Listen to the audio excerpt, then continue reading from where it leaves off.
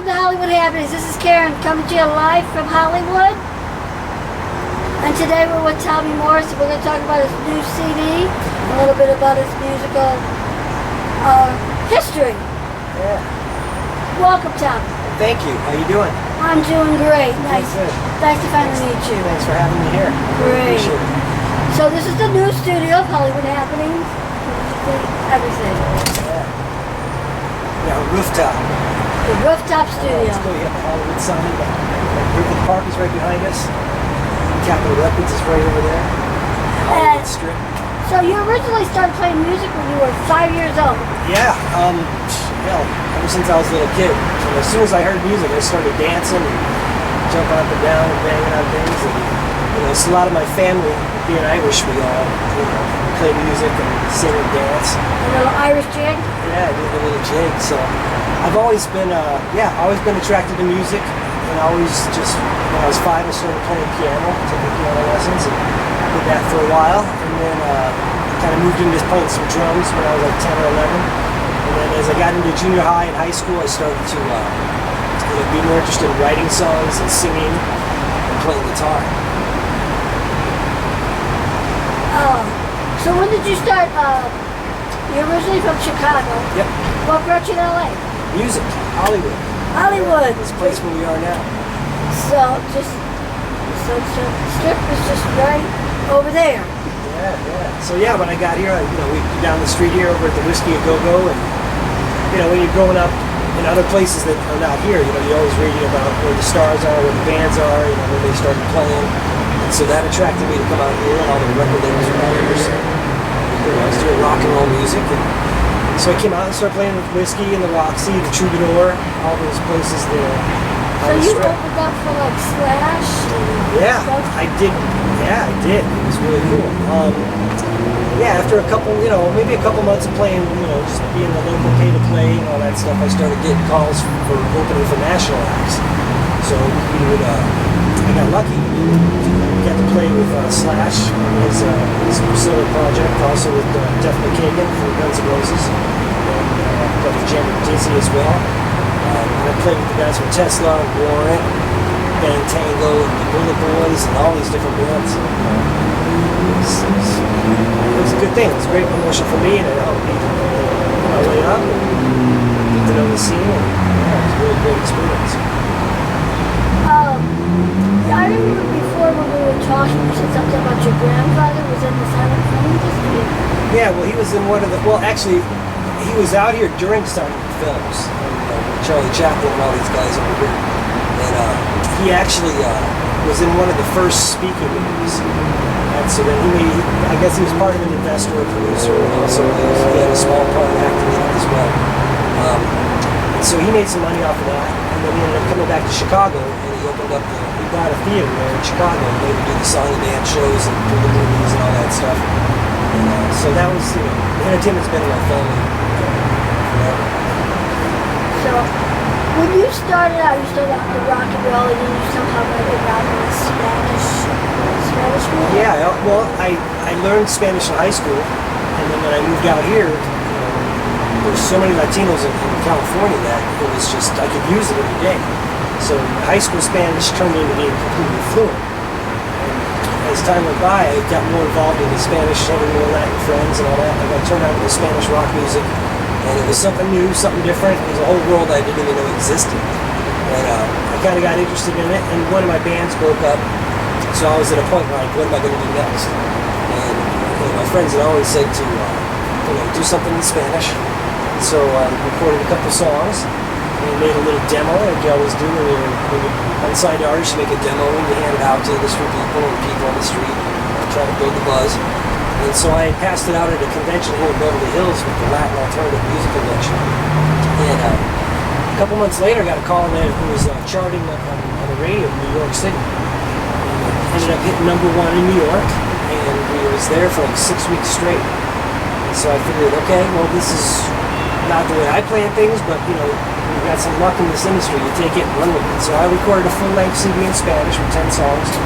And I started getting gigs and traveling around all Latin America and Mexico and Spain, all the cities here in the United States, for Univision and all those things.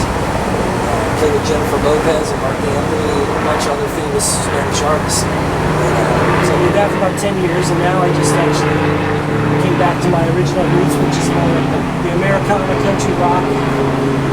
Eagles, it's like kind of like Eagles, Bon Jovi-ish, Rolling Stones, Mellencamp, Springsteen, type stuff is what I do more. So you have a new CD out. Yeah. I think you brought that. I brought you one just for you. Yes. Yeah, it's called King of the City, and it's the newest CD in English. It's got 10 songs on it, a little bit of rock and roll, a little bit of country. I guess someone used to say that called Donnie and Marie, didn't they? Yeah, I think so. I remember when I was little. So it's called King of the City. You can find it at tommorrison.com, or you can find it on iTunes, Google Plus, all those places. And the new song, the single we just released on it is called "Ah Baby Come On," and that has just recently started charting on the rock station in Nashville, Tennessee. So first week it hit number 20, then it jumped to number 4, and last week it moved up to number 3.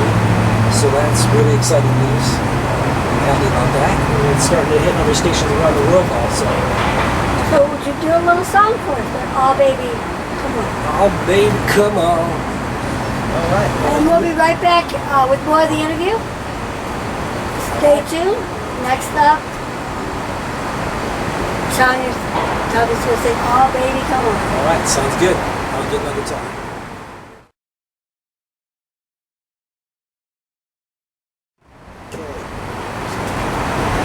Now we're from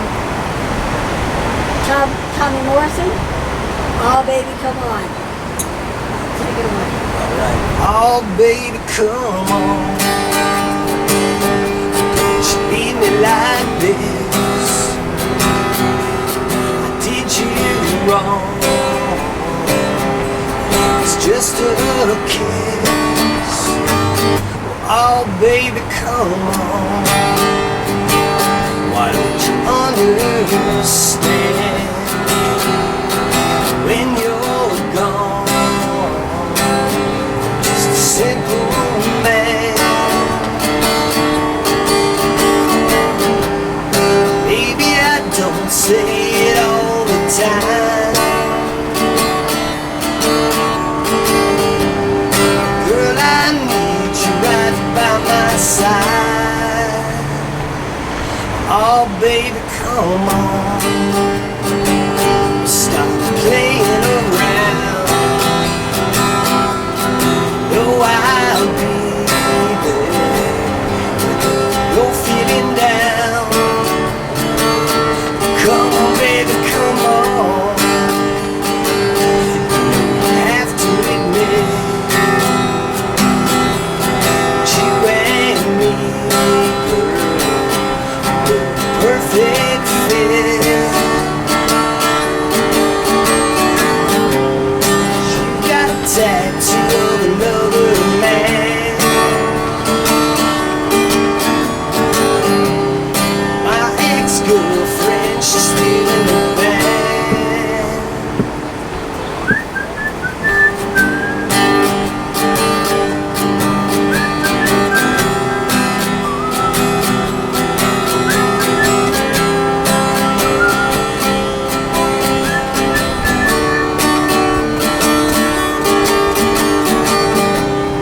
Baby, I don't say it all the time. Girl, I need you right by my side. Oh baby, come on. It was just a kiss. I know I was wrong.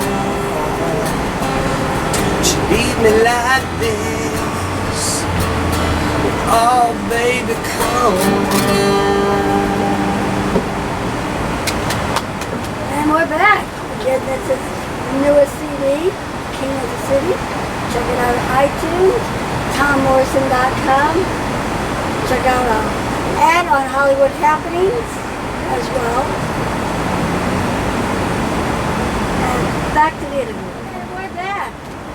That was a great song. Thank you. And it's currently, you said, number 3 on the Yeah, number Nashville 3 chart? in Indie Rock Nashville, rock station in Nashville, Tennessee, and it's starting to play in other stations around the country. So little by little, we're going to start building it up, and it's going to hit more and more radio stations. And then we're going to start. We'll get a couple more shows in by the end of this year, and then 2016 we'll start doing a full tour.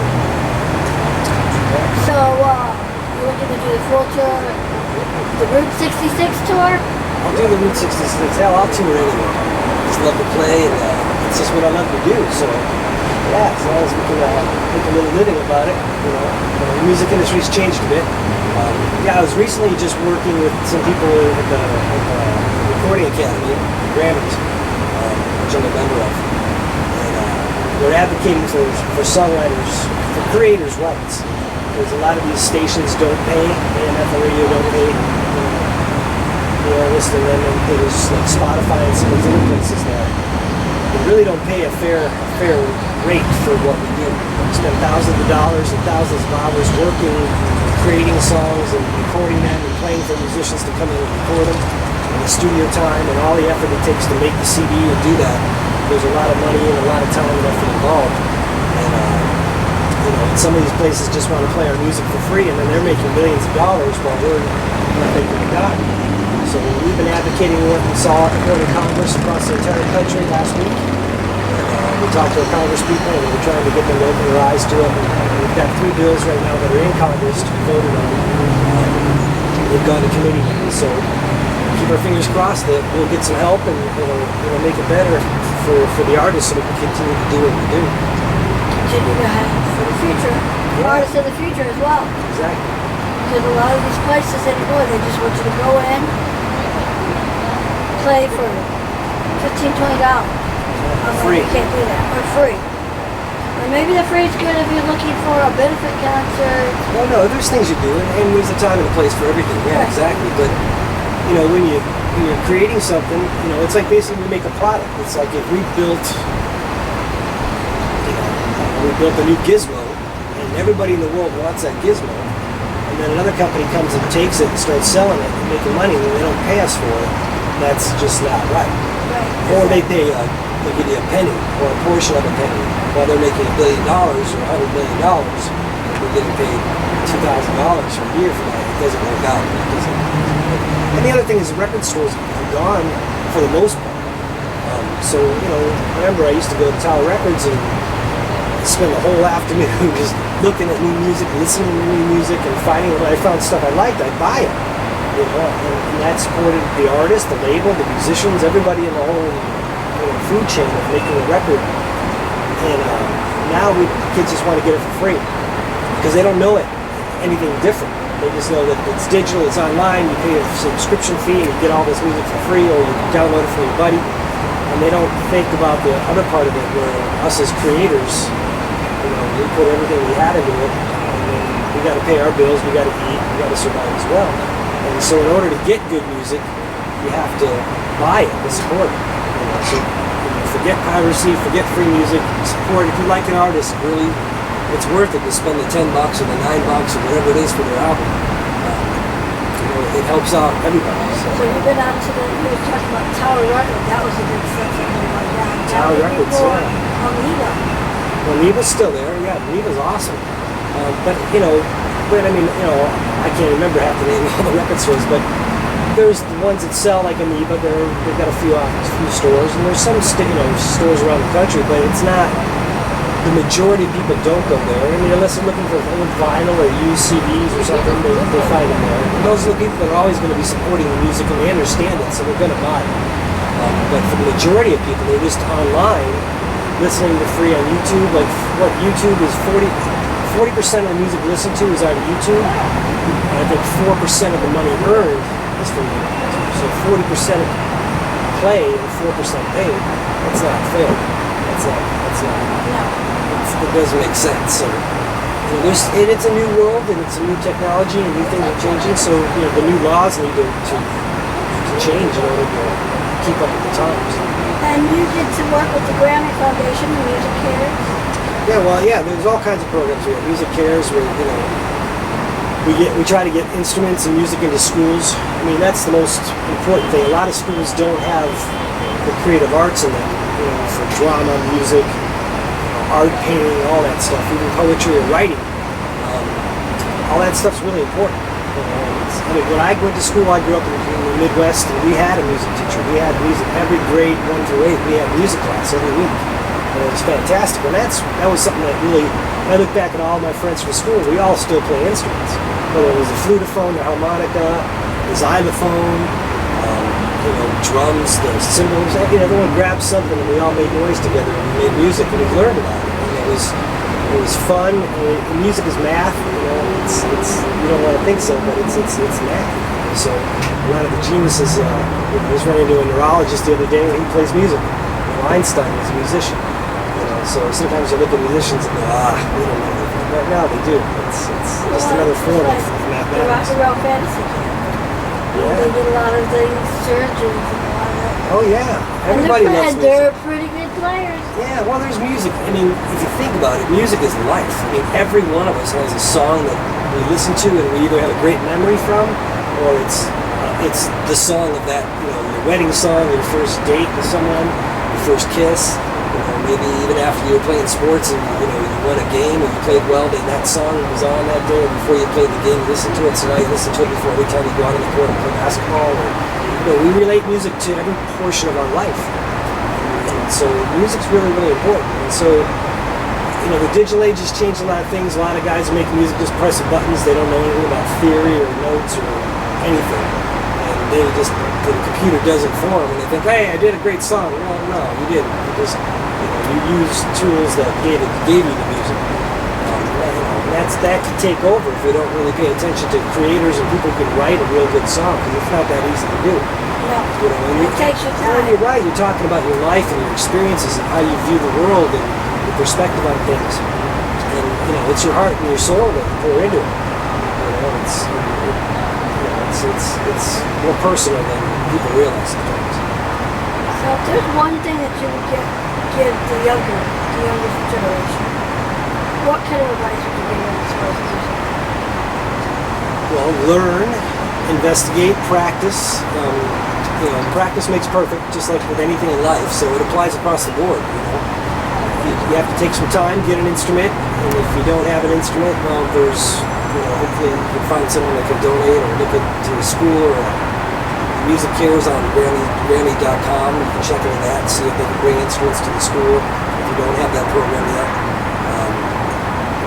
And just do what you love to do. I mean, I would just say in life, whatever you're good at doing and you love to do, I'd chase that and try to make a living doing that, because then you're going to be truly happy. I mean, the world's changing out there. The job market's changing. There's going to be more computers and robots and things doing things that we're not going to need people to do these jobs. So I mean, you might as well find something you love to do and go for it. And always chase your dreams. And when people tell you no, don't listen to them.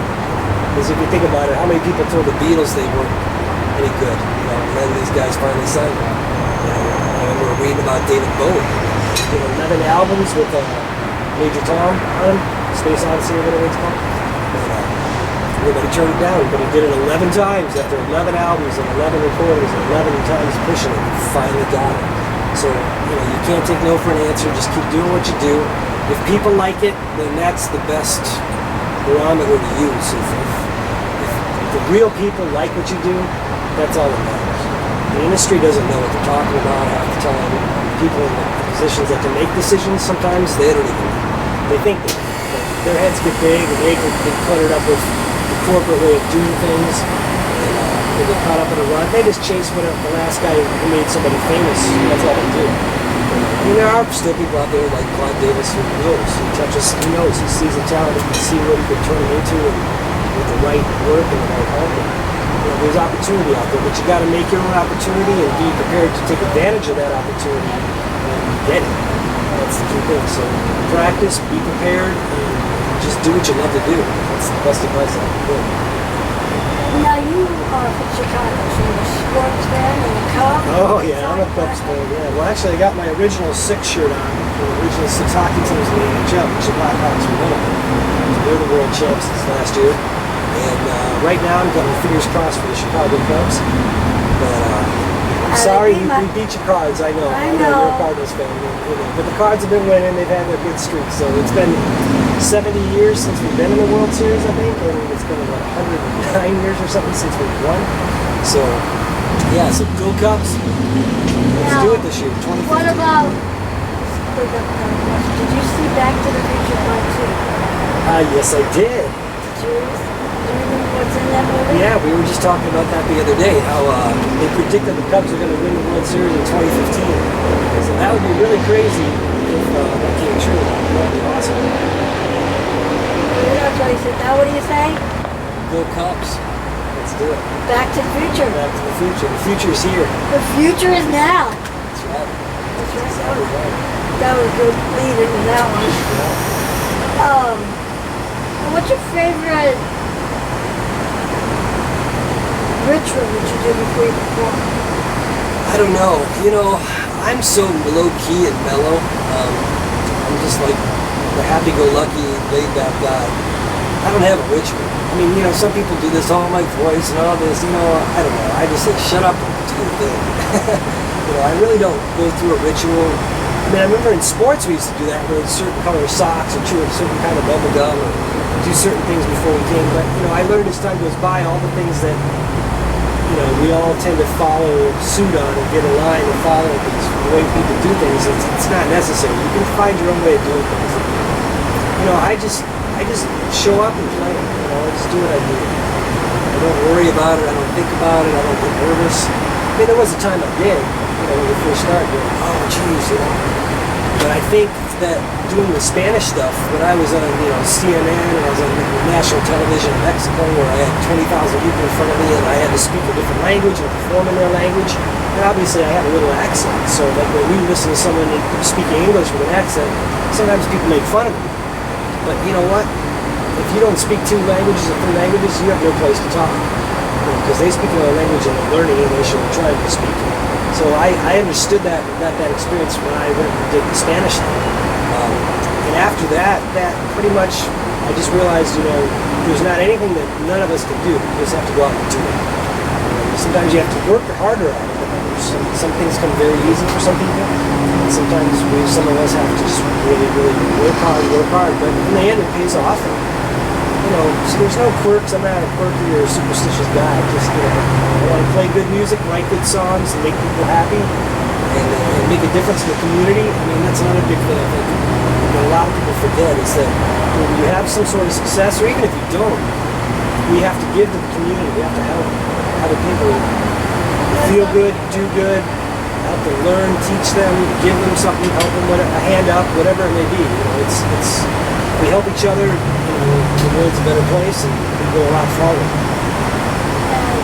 So would you do another song for us? Sure. Yeah. What's your next song? Actually, there's a couple. I got a whole bunch of songs that are in the hopper I'm finishing right now. And there's another song I was with a songwriter, Rick Norheim. He's out of Nashville. He's got a new song that I'm going to be doing on my next album. We're not going to play that one yet, but that one's going to be a really good one. So let's see. Why don't we do... Here's the new one I just finished writing. Song, You and Me, off his latest CD.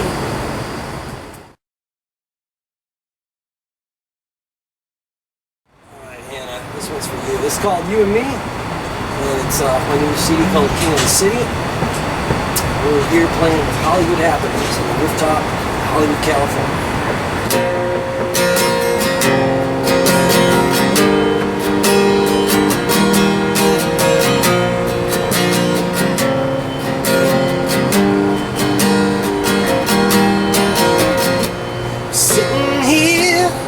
By myself, wishing I was somewhere else, thinking about how you've been.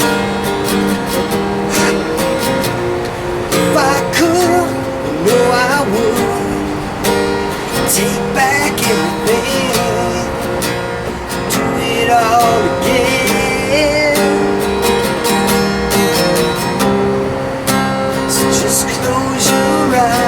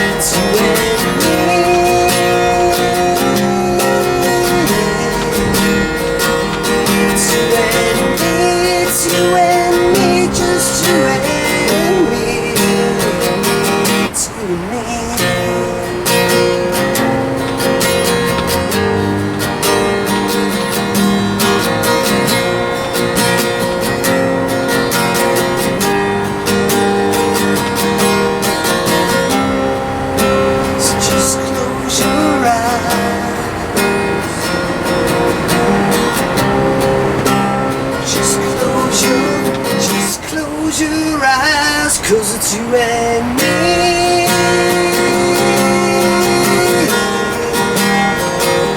It's you and me.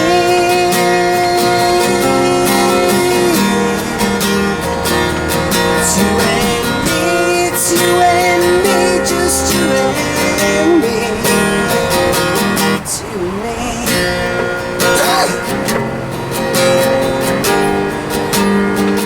Just you and me.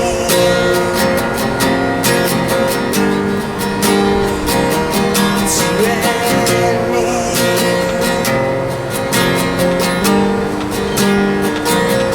It's you and me. And we're back. Get that off of his latest CD, Keep It a City, You and Me. Check it out at iTunes, TomMorrison.com, and Hollywood Happenings. And Hannah's World.